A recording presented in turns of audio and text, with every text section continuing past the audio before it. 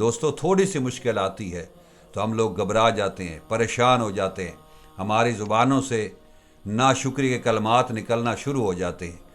نحمدہ ونصلی ونسلم علی رسول الکریم، اما بعد۔ تمام دیکھنے اور سننے والوں کو السلام علیکم ورحمۃ اللہ وبرکاتہ۔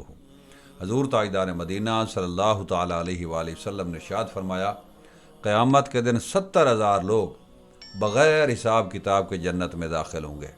جب وہ جنت میں جا رہے ہوں گے تو فرشتے ان سے کہیں گے کہ کیا تمہارا حساب کتاب ہو چکا ہے؟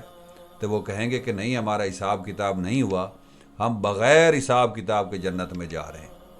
تو فرشتے پھر تعجب سے سوال کریں گے، بتاؤ تو صحیح، دنیا میں تمہارا کون سا ایسا عمل تھا کہ اللہ اتنا مہربان ہوا کہ اس نے تمہیں بغیر حساب کتاب کے جنت میں داخل کر دیا؟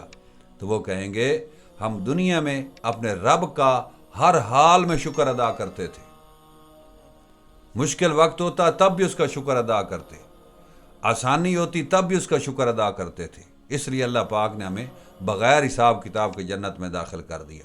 دوستو تھوڑی سی مشکل آتی ہے تو ہم لوگ گھبرا جاتے ہیں، پریشان ہو جاتے ہیں، ہماری زبانوں سے ناشکری کے کلمات نکلنا شروع ہو جاتے ہیں۔ کبھی سوچا ہے کہ ان کلمات سے اللہ پاک کو کتنی ناراضگی ہوتی ہے؟ اگر ہم ہر حال میں اس کا شکر ادا کریں تو مالک کائنات کا انعام بھی بہت بڑا ہے۔